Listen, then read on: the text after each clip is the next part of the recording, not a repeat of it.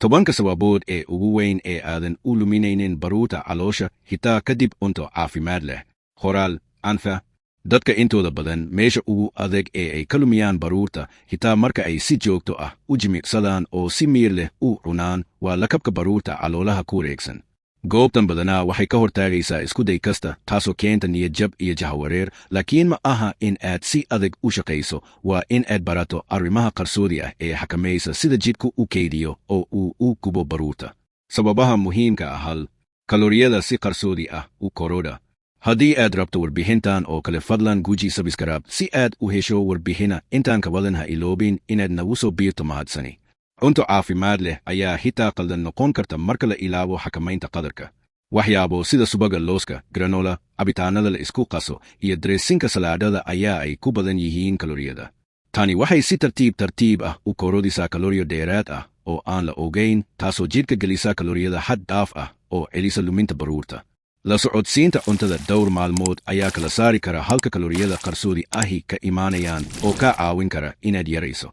2. Walaar joogto ah iyo heerka cortisol ee sare. Cortisol waa hormoonka caan ah ee baruurta caloosha. Walaarii joogtada ahaa iyo hormoonka cortisol wuxuu sameeyaa ficil kiimikal ah, wuxuuna ku qasabaa jidhka inuu kaydiyo baruur dheeraad ah oo ku taal gobolka caloosha. Waa hab badbaado, laakiin maanta walaaca joogta ah ayaa ka dhigay khatar caafimaad. Fikirid deeqa ah, yoga iyo neefsashada miir leh ayaa hoos u dhigi kara cortisol oo ka caawin kara gubitaanka baruurta. 3. La'aanta hurdo tayada leh. Hurdu waa marka jidhku dheelitirnaado. Ilaaweynta saacadahaas ayaa qalqal gelisa 2 hormoon oo muhiim ah. Mid waa leptin oo xakamaysa buuxnaanta iyo ghrelin oo keena gaajo. Marka hurdo la waayo, jidhku wuxuu u baahnaadaa cunto kalooriyo badan, sonkor badan leh, wuxuuna la tacaalaystaa isticmaalka tamarta. Waqti kadib, tan waxay baruurta caloosha keenaysaa qaab ku adag in la gubo. 4. Sonkor badan iyo karbohaydraytyo la safeeyey. Cunto lagu sii kordhiyey sonkorta la habeeyey, buskudka ama cabitaanada sonkorta leh waxay kor u qaadaan insulin iyo heerka sonkorta dhiigga. Kaydinta baruurta dhexda waxaa dhiirigeliya insulin sare, halka jabinta baruurta la celiyo. Beddel karbohaydraytyada la safeeyey oo lagu beddelo fiber, hadhuudh buuxa iyo midhaha ayaa xakamaynaya dareenka insulinka oo yaraynaya baruurta caloolaha. 5. Ka saarista tababarka xoogga. Cardiodu wuxuu gubaa kalooriyada, laakiin tababarka xooggu wuxuu dhisaa muruq. Muruquna waa unug firfircoon oo dheefshiid.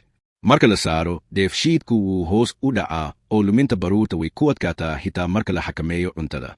Tababarka iska caabirka ah wuxuu kor u qaadaa qarashka kalooriyada nasashada, wuxuuna adkeeyaa dhexda waqti kadib. 6. Isdheelitirnaan la'aan hormooneed. Hormoono sida estrogen, testosterone iyo hormoonada qanjirka tiroid ayaa go'aamiya halka jidhku ku kaydiyo oo uu ku dheefshiido baruurta. Haweenka perimenopause ama menopause waxay la kulmi karaan isbeddello kordhinaya kaydinta baruurta caloosha. Sidaas oo kalena waa run nimanka heerka testosterone oo hooseeya. Aqoonsiga iyo saxida isdheelitirnaan la'aanta hormoonka iyada oo lagu kaashanayo takhaatiirta ayaa wanaajin kara hufnaanta dheefshiidka. 7. Cabista khamriga ee xad dhaafka ah. Khamrigu wuxuu bixiyaa kalooriyada madhan, wuxuuna si toos ah u saameeyaa sida beerka u habaynayo baruurta. Marka khamri la daro, beerku ma habaynayo baruur ilaa khamriga la dheefshiiyo, taasoo daahinaysa kala jebinta baruurta. Baruurtu waxay ku ururaysaa hudunta iyo guntiga, baruud loo yaqaan baruurta caloolaha. Isbeddelkan waxaa dib loo celin karaa yaraynta cabista khamriga. 8. Nidaam aan habaabsanayn. Yaraynta baruurta jidhku waxay ku xiran tahay joogsi, soo noqnoqoshada cuntooyinka, caadooyinka hurdada iyo jimicsi joogto ah. Boodboodka cuntada ama isbeddelka joogtada ah ee cunto meelku wuxuu jahawareeyaa jidhka iyo sidoo kale hoos u dhaca dheefshiidka. Yaraynta baruurtu waxay jeceshahay joogitaan, ma aha kaamilnimo.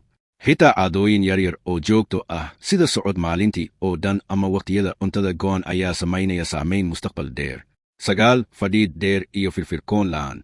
Nolosha aan firfirtoonayn sidoo kale waa sabab u ah baruurta caloosha.